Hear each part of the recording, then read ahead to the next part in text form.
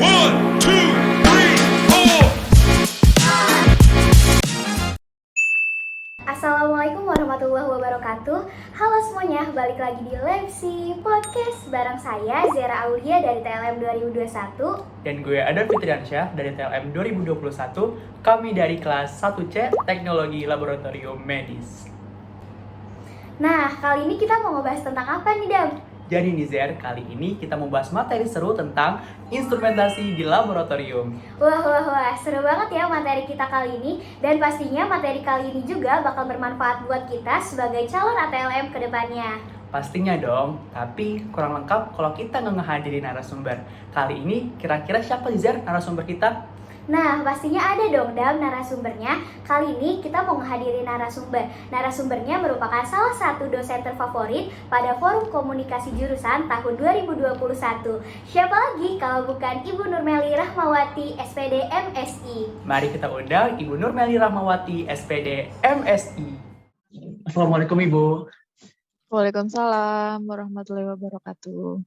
Iya Ibu, selamat datang dan terima kasih Ibu telah menyempatkan waktunya untuk bergabung bersama kami di podcast Lepsi. Sebelumnya, apa kabar Ibu?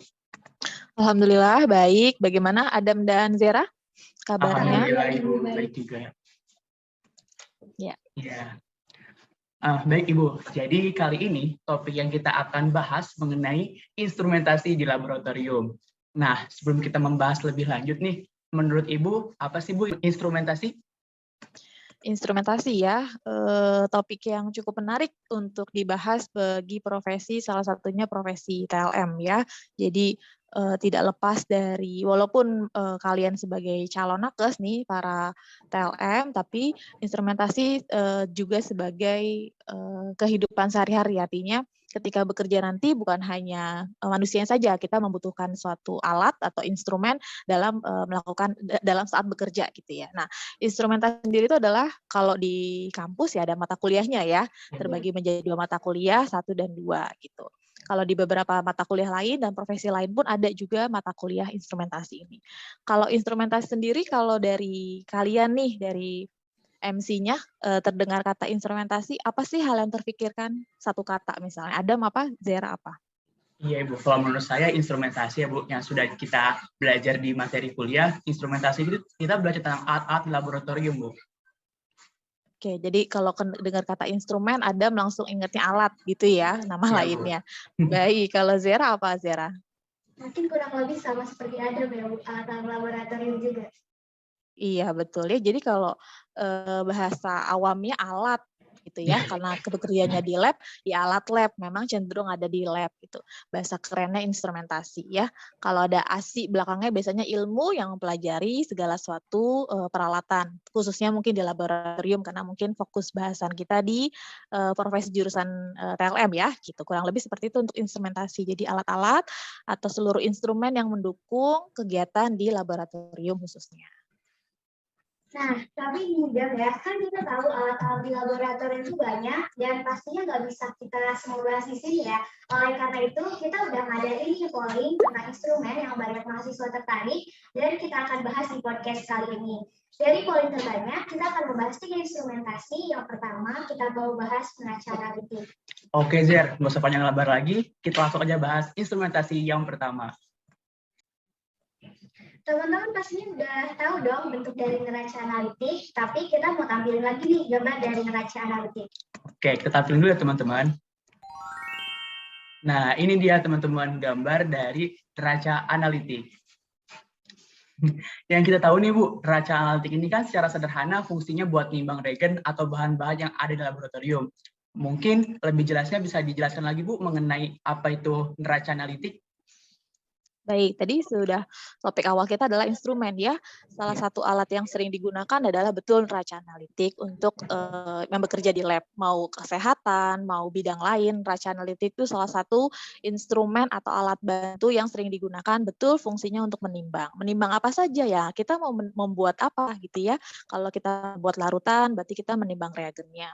Kalau kita mau bikin media, ya berarti kita menimbang media yang akan digunakan. Kalau apa itu disebut neraca analitik, itu betul salah satu instrumen yang sederhana sebenarnya, artinya basic seseorang yang akan bekerja di lab itu harus familiar dengan neraca analitik. Nah, neraca analitik ini banyak jenisnya, artinya ada yang digital, ada yang kalau kita ngomong analitik biasanya itu kehubungannya dengan ketidakpastian angkanya, berarti seberapa akurat dan presisi alat tersebut.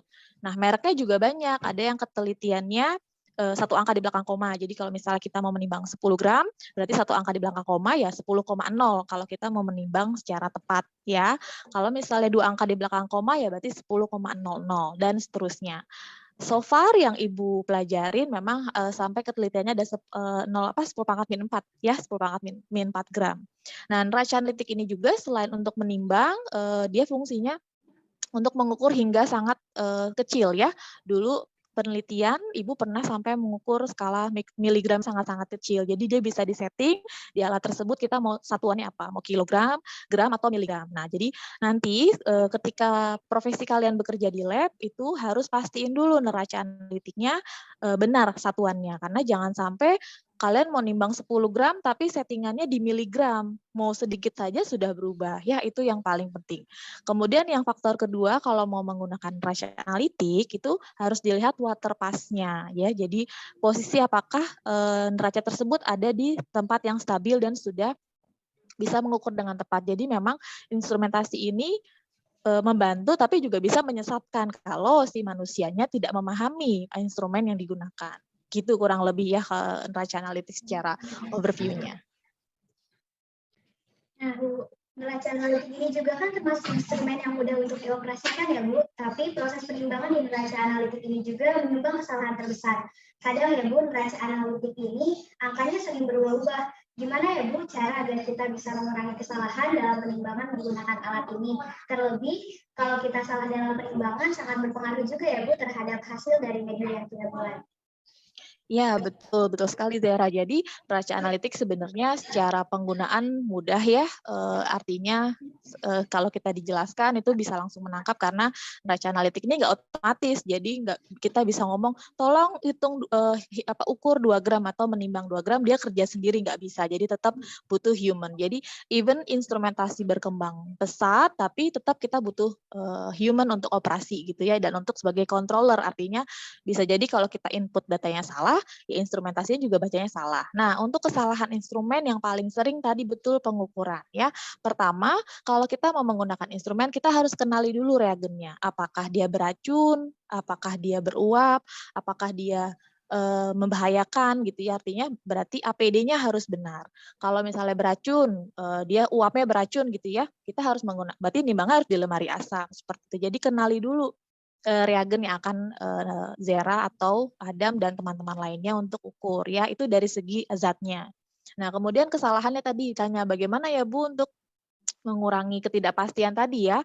Biasanya kita harus menuangnya pelan-pelan, artinya jangan langsung gitu ya reagennya dituangkan atau dituangkan ke wadahnya yang kita gunakan. Jadi sedikit demi sedikit, atau kita bisa prediksikan harus tahu ya masa 1 gram, masa 10 gram kan berbeda. Atau kalau beli beras atau apa kan beras itu 1 kilo pasti berat banget. Nah, jadi kalau kita nimbang 10 gram ya nggak mungkin cuman sebutir debu, 2 butir debu gitu ya. Apalagi kalau reagennya bentuknya kristal atau bentuknya pelletized. Jadi kita harus bisa ngatur caranya untuk memilih reagen yang tepat sehingga masa yang kita inginkan itu sesuai.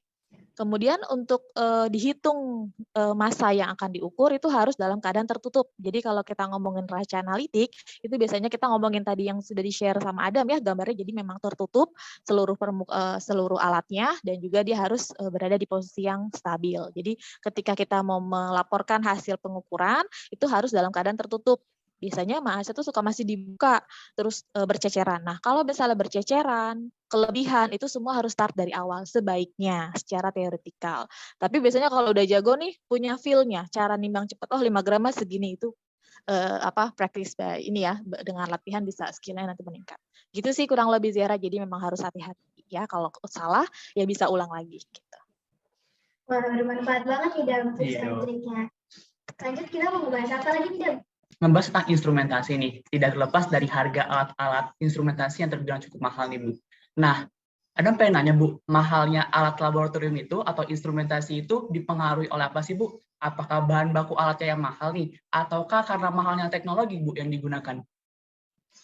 Oke, tadi kita udah bahas yang sederhana ya, walaupun sederhana neraca analitik juga lumayan mahal ya. Jadi betul biasanya ya tapi nggak apa-apa selama kita belajar ya ngerusak-ngerusak mah ya wajar ya namanya juga belajar. Saya juga dulu gitu waktu mahasiswa.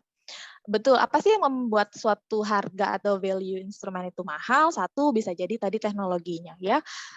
Orang yang menemukan prosedurnya atau membuat alatnya pasti pengen barangnya laku ya, sama seperti prinsip yang lain. Gak mesti instrumen, apapun produk yang dijual itu pasti pengen menguntungkan si vendor atau si pembuatnya, bahkan si penemunya ya. Kalau penemunya ikhlas mah loyalty-nya buat everyone, artinya dia tidak mengambil untung ya. Yang buat mahal betul satu bisa teknologinya, siapa yang inventnya ya mau ngasih price berapa, artinya dia bisa menemukan alat tersebut.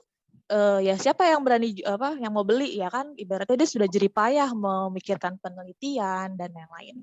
Kedua betul faktor materialnya ya. Ada beberapa instrumen itu yang menggunakan bahan-bahan mahal. Salah satunya nanti kalau mahasiswa kalian nih baru tingkat 2 ya, nanti belajar di tingkat 3 itu ada instrumentasi 2, kelanjutan yang otomatis, ada salah satu instrumen namanya GCMS, itu di dalamnya ada yang terbuat dari emas. Nah, itu biasanya juga suka dicuri atau mungkin ya diambil ya, nggak boleh. Memang kita butuh material, salah satu komponennya di dalamnya ada yang terbuat dari emas, yaitu udah tahu ya emas berapa 1 gramnya, kalau di dalamnya ada berapa gram dikalikan. Ada juga yang dalamnya mata besi ya atau berlian, itu berapa harganya. Itulah menyebabkan suatu instrumen itu mahal ya. Jadi teknologinya, apalagi si penemunya, dan kedua adalah bahan bakunya. Kurang lebih sih seperti itu ada. Branding sepertinya ya. Branding juga perlu, kalau dia punya jual mahal, dia nggak punya promosi, marketing, ya nggak akan laku tuh alat, nggak ada yang mau beli juga gitu. Wah, berarti benar nih Ziar dan teman-teman semua. Berarti kalau alat-alat teknologi itu mahal, yang pertama tuh karena pertama bahan-bahan bakunya saat pembuatan instrumentasi, dan juga dari material atau jasa itunya ya, teknologi yang digunakan oleh seorang investor itu yang mau membuat alat-alat tersebut. Kemudian juga dari branding atau merek dari instrumen-instrumen itu ya. Oke, lanjut lagi nih. Mungkin ada Zera yang mau ditanyain? Bagaimana sih cara pengadaan alat laboratorium? Apakah bisa membeli langsung ataukah ada marketplace tersendiri yang mengharuskan kita untuk pre-order terlebih dahulu ya, Bu? Ya, betul ya. Jadi profesi TLM ini bukan hanya bekerja di lab, harus punya pikiran ke depan, artinya mau sampai kapan bekerja di lab, lama-lama pengen ya punya lab sendiri, usaha mengembangkan lab sendiri. Nah, untuk membuat lab juga artinya butuh tadi instrumen sebagai pendukung. Nggak mungkin kita hanya mengandalkan orangnya yang bekerja, kita butuh alatnya tadi ya. Bagaimana membelinya? Betul, banyak di marketplace juga banyak, atau beberapa vendor yang menyediakan, artinya kita bisa ke websitenya langsung, beberapa merek ternama ya, ada Thermo Fisher, ada banyak ya kayaknya sepertinya untuk merek-merek. Kalau misalnya marketplace pun ada beberapa yang menjual ya, layak. Jadi kalau membeli suatu barang jangan bingung kalau misalnya saya bekerja di lab, saya mau beli alat lab di mana ya? Sama seperti handphone, mau beli handphone ada di mana? Ada di mall gitu ya, atau toko-toko terdekat, atau marketplace yang terpercaya tuh. Cuman yang perlu kita pahami tadi mereknya. Kadang dengan alat yang sama, misalnya seperti tadi neraca ya, neraca analitik tuh banyak yang mengeluarkan produknya. Nah, kita juga harus selektif, artinya kita mau butuh spesifikasi yang seperti apa, budgetnya berapa, daya tahannya berapa lama, itu harus dipikirkan. Jadi itulah fungsinya si vendor-vendor itu untuk promosi ya. Nah, sebagai TLM juga harus tahu mana vendor yang baik, mana vendor yang menguntungkan seperti itu. Karena instrumen ini bukan dalam jangka pendek ya, harus jangka panjang. Gitu sih Zera. Baik Ibu, berarti kalau kita ingin memberi alat-alat laboratorium, sudah tersedia di marketplace ya Bu, cuman bagaimana kita caranya untuk lebih selektif memilih vendor dan merek ya Bu? Ya, betul. Oke, tadi kita udah ngebahas tentang neraca analitik nih, terus juga ngebahas tentang cara kita mau beli alat laboratorium kalau kita pengen kedepannya punya impian membuat laboratorium mandiri, dan juga kita sudah membahas tentang mengapa sih alat laboratorium itu mahal. Oke nih, kita bakal lanjut ke instrumen yang kedua nih. Tadi kan kita udah ngadain polling, mau bahas 3 instrumen. Lanjut lagi ke instrumen kedua, yaitu mikroskop. Teman-teman pasti udah tahu dong apa itu mikroskop dan bagaimana bentuknya. Nah, biar lebih jelasnya, kita mau tampilin lagi nih gambar dari mikroskop. Ini dia teman-teman gambar dari mikroskop. Oh iya, Dida. Ngomong soal mikroskop, banyak banget pemeriksaan di laboratorium yang menggunakan mikroskop sebagai salah satu rangkaian dari pemeriksaannya, yang menandakan bahwa mikroskop ini merupakan salah satu instrumen yang penting di laboratorium.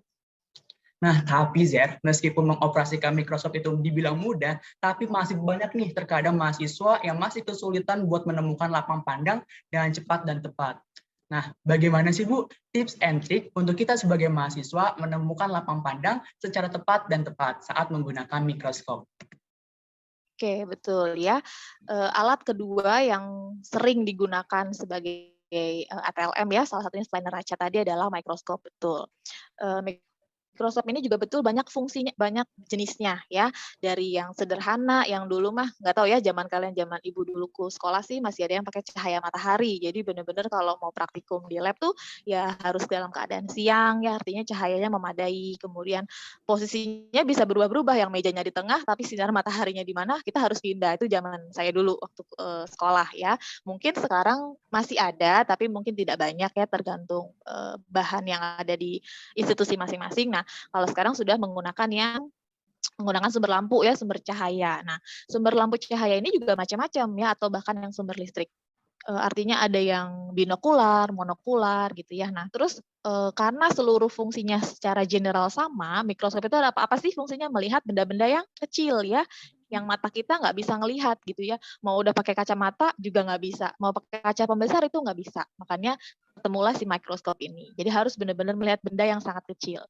Nah, bagaimana kita sebagai seorang TLM untuk tips and triknya untuk melihat lapang pandang secara cepat ya? Sebenarnya kuncinya satu, praktis. Semua instrumen itu adalah praktis. Nanti pun ketika kalian sudah lulus, bekerja tidak ujuk-ujuk diyakini, oh Zera sama Adam bisa nih pakai mikroskop, harus dites dulu. Kemudian yang kedua ikut pelatihan. Jadi dengan bukti sertifikat itulah bahwa Anda baru dinyatakan kompeten menggunakan instrumen. Jadi jangan khawatir, oh nanti saya nggak tahu nih perkembangan instrumen, mikroskop udah canggih-canggih, nggak bisa, nggak apa-apa, memang seperti itu. Semua yang belajar instrumen itu harus mengenal dulu, karena setiap vendor dan alat itu punya kekhususan ya, sama layaknya seperti pesawat. Kemarin yang kasus ada pesawat kan, kenapa bisa ada jatuh, itu misalnya karena tidak mengenal si pesawatnya. Nah sama instrumen juga seperti itu. Tips triknya hanya praktis aja. Yang kedua adalah tahu cara penggunaannya. Kalau nggak tahu cara penggunaannya, listriknya dinyalain ya sampai kapan juga nggak bisa gitu ya. Kemudian pembesarannya kurang jelas ataupun maintenance yang nggak bisa, ya nggak akan bisa menemukan lapang pandang. Jadi nanti nih biasanya kasusnya mahasiswa kalau menggunakan mikroskop harus ngerjain sendiri ya. Kalau udah ketemu di skip temennya harus nyobain lagi. Jadi memang harus praktis. Jadi nanti skillnya terbentuk dari situ. Gitu ya kurang lebih. Oh, teman-teman benar ya apa yang dibilang dari Bu Meli, bahwa apapun yang kita ingin tahu dan kita bisa, kita harus mau praktik dan mau belajar seperti itu. Nah, teman-teman juga kan banyak nih ya, sudah disediakan oleh kampus, ada praktikum mandiri. Di situ kita juga pernah merasakan Bu Ira seperti itu ya, Bu Meli juga mempelajari tentang mikroskop. Lalu yang belum paham mengenai mikroskop ada praktikum tambahan seperti itu. Nah, itu bisa dimanfaatkan oleh teman-teman nih, Bu yang belum paham mengenai alat-alat seperti mikroskop ataupun alat-alat lainnya seperti itu. Oke, lanjut lagi nih Zer. Wah, bermanfaat banget ya, dan tips and triknya bisa menjadi bekal kita untuk praktikum nanti dan pastinya kepake nih sampai kita terjun di dunia kerja nanti. Pasti dong. Kelas Batmatuli, selanjutnya instrumen yang ketiga yaitu kita mau bahas spektrofotometer. Nah, ini dia kita mau tampilin gambar dari spektrofotometernya. Oke, tampilin dulu teman-teman. Nah, ini dia teman-teman, foto dari spektrofotometer. Oke, bisa dilihat ya teman-teman, ini foto dari spektrofotometer. Nah, instrumen yang satu ini juga pastinya udah pada nggak asing dong. Cuman mau kita lebih bahas lebih dalam ya tentang instrumen ini. Sebenarnya apa sih Bu yang unik dari instrumen yang satu ini? Oke ya, alat ketiga yang kita bahas spektro. Kalau di TLM ya suka nyebutnya lebih seringnya merek ya. Jadi ini yang sering paradigma kalau ibu ngajar instrumen suka bingung nih, mereknya disebutnya merek. Jadi padahal itu adalah spektro. Makanya ibu suka bingung itu apa ya. Ibu nggak akan hafal merek-merek vendor karena ya ngapain ya ngafalin merek-merek vendor terlalu banyak gitu ya di luar dari kapasitas saya. Jadi spektrofotometer ini yang unik adalah hampir secara general seluruh instrumen klinikal gitu ya itu menggunakan prinsipnya namanya atau metodenya spektrofotometri. Alatnya spektrofotometer, jadi cuma beda di the last name-nya saja ya. Kalau alatnya spektrofotometer atau fotometer ya berarti metodenya kita ganti tinggal menjadi metri ataupun spektrofotometri. Apa sih yang unik tadi sudah saya sampaikan konsep dasarnya itu spektro semua ya. Nanti belajar clinical analyzer itu pakai spektro, belajar ELISA itu juga spektro konsep metodenya kemudian dan alat-alat lainnya. Nah, kok bisa ya Bu spektrofotometer ini mendasari berbagai macam instrumen karena konsep dasarnya adalah ketika cahaya atau sumber cahaya ya dari listrik menghidupkan suatu lampu ada cahayanya, dia akan mengenai suatu sampel kita bisa cairan, bisa larutan ya, bisa juga padatan. Nah, si sampel itu akan mengalami reaksi yang kita tidak bisa lihat. Ya, nggak akan bisa kita lihat. Pakai mikroskop pun nggak bakal bisa lihat itu. Karena di dalam spesimen tersebut atau dalam sampelnya itu nanti ketika nerima cahaya energi kayak kartun-kartun tuh gimana kalau Super Power Ranger keterima energi berubah ya. Nah, betul. Jadi sampel tersebut mengalami reaksi, bisa bergetar, vibrasi, bisa isolasi dan lain-lain. Itu kalau kita lihat scale molekulnya. Jadi kalau kita lihat molekulnya, sebenarnya ketika dia menerima cahaya, dia akan bereaksi, bisa bergetar, bisa translasi dan lain-lain. Nanti bisa dibaca kembali kalau kalian penasaran. Kok bisa ya molekul itu bergerak? Nah, ketika si molekul atau sampel molekul yang ada di dalam sampel itu mendapatkan suatu cahaya atau energi akan mengalami reaksi. Nah, ada detektor namanya. Detektor itu akan baca, tergantung kita mau bacanya apa. Makanya mereknya banyak dan jenisnya banyak. Ada spektrofotometer UV vis, berarti based on range-nya UV vis, UV dan visible. Hanya berada di rentang segitu karena kita ngomonginnya cahaya ya. Cahaya itu panjang spektrumnya. Kalau kita ngomongin ELISA, berarti berdasarkan enzim link, berarti si alat membaca berdasarkan reaksi enzimatis. Bisa nggak kalau nggak enzimatis? Bisa nggak kalau nggak enzimatis? Nggak bisa, Bu. Beda. Nggak bisa. Iya, berarti kalau kita mau ngukur nggak enzimatis, terus kita pakai spektrofotometer ELISA, bisa kebaca alatnya? Nggak, Bu. Nggak bisa gitu. Jadi si spektrofotometer ini situ hampir seluruh alat konsepnya menggunakan si spektrofotometri ini. Jadi kita pakai sumber cahaya, ngenain suatu sampel, sampelnya bergerak atau bereaksi, detektornya yang baca. Tinggal mau bacanya apa? Mau baca enzimatik, ya berarti dia hanya baca reaksi enzimatik. Di luar dari itu dia nggak baca. Mau baca berdasarkan vibrasinya, getarannya, ya berarti yang nggak getar-getar dia nggak baca. Gitu. Makanya hampir seluruh instrumen klinikal ya dengan perkembangan di sana semakin otomatis sebenarnya baik lagi konsep dasarnya adalah spektrofotometri itu. Gitu kurang lebih overview-nya. Baik, lalu si spektrofotometer ini biasanya digunakan untuk pemeriksaan apa aja sih, Bu? Oke, untuk pemeriksaannya tadi kembali lagi ke merek alatnya ya, karena bisa satu alat itu mengcombine selain menggunakan metode spektrofotometri. Ada yang menggunakan aglutinasi, ada yang tadi menggunakan potentiometri dan lain-lain. Jadi digabung. Nah, jadi selain bisa mengukur yang berdasarkan spektrofotometrinya, dia juga bisa mengukur yang lain. Secara general pemeriksaan apa saja itu nanti di kimia klinik yang lebih sering digunakan ya pemeriksaan protein, ya, lipid, dan lain-lain. Tapi ada juga si spektrofotometer ini combine dengan metode lain, sehingga selain kimia klinik, dia juga bisa pemeriksaan hema. Jadi bisa multi gitu ya. Makanya beberapa alat lab rumah sakit itu suka nyebutnya clinical analyzer atau kimia klinik atau biochemistry analyzer, itu sebenarnya gabung bisa pemeriksaan yang lain. Jadi bisa beli dua biasanya lab tersebut kalau memang labnya sudah banyak yang pemeriksaan, artinya sampel yang datang banyak, rujukan juga. Nah, itu harus minimal punya dua. Jadi in case satunya rusak, dia punya backup-annya. Gitu. Jadi banyak sebenarnya ya, tapi secara general spektro itu ngebacanya ke arah kimia klinik. Wah.